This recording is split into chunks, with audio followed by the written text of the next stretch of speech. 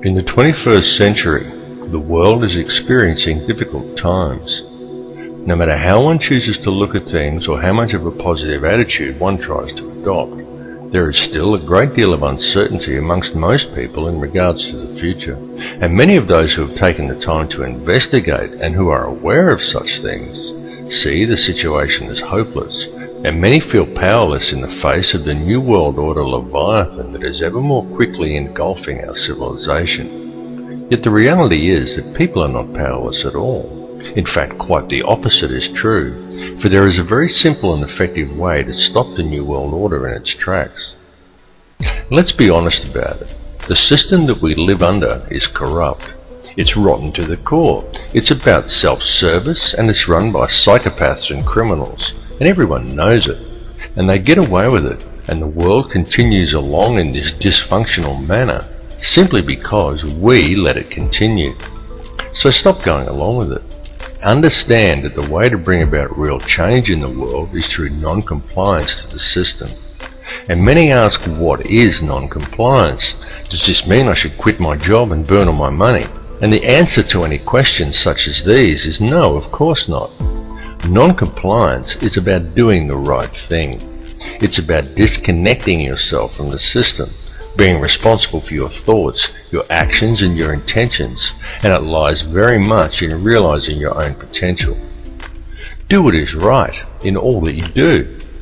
Realize your connection to others and think humanitarianly rather than economically. Don't base your life on the collection of useless trinkets or on social status. Do what is right in your heart.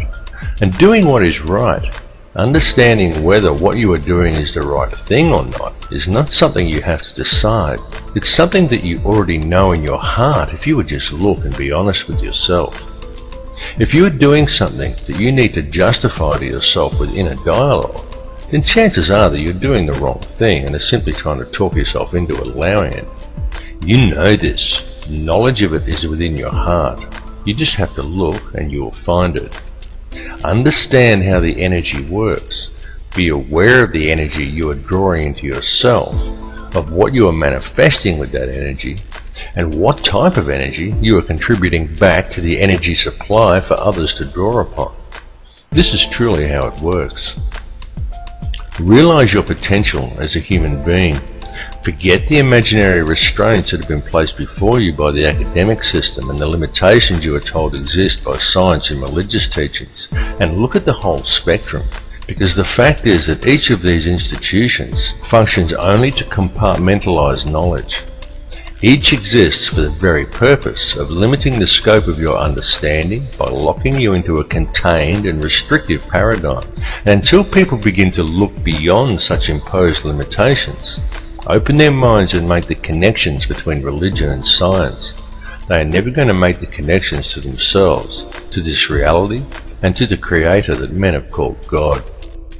But to do this, and to gain a real understanding, requires both acceptance and self-responsibility. It requires that people act in a proactive manner. There are many who find such things difficult, those who would prefer someone else to come and save them. Yet such people desire the impossible, for they desire to be delivered into salvation and utopia without ever understanding the true nature of their world or even themselves. And this is very often due to the limitations of an imposed belief system. Now you can talk to those who embrace religion. You can sit them down and you can talk to them about God and about Satan, and they will converse with you eagerly, and they all very much believe in such things. But as soon as you put things like science, galactic laws, numerology or astrotheology into the equation, many just shut off. They say it's God's will, and they sit back and they wait for Armageddon. And some will even go so far as to say the pursuit of such higher understandings is demonic. And though on a different level, it's the same with many scientists.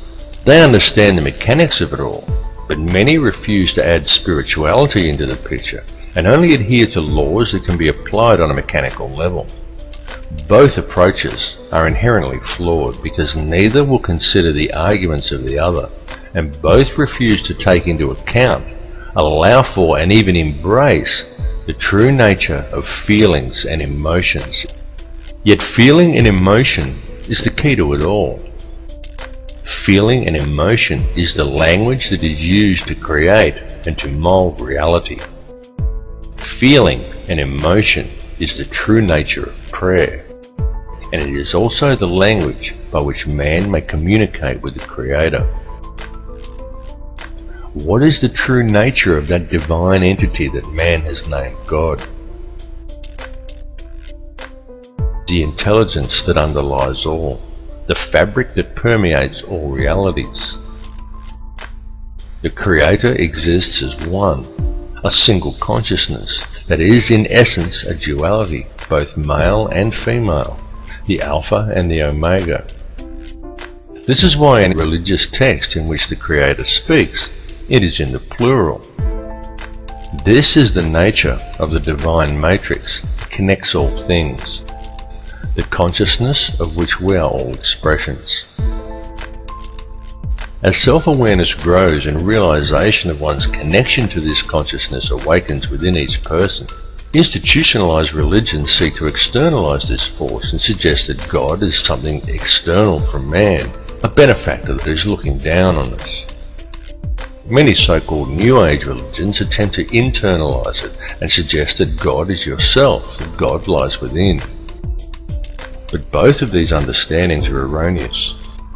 Every being in creation, both you and I and every other person in this reality, is an eternal living soul expression of God, of the consciousness of the Alpha and Omega, just as every soul is male-female in nature. Yet despite this, our world, our species and our consciousness is today rampant with division and distrust that is wholly illusionary and has been deliberately engineered into being. The manufactured creation of an institutionalized society. This has been going on for a very long time, and it has reached extreme proportions over the last century.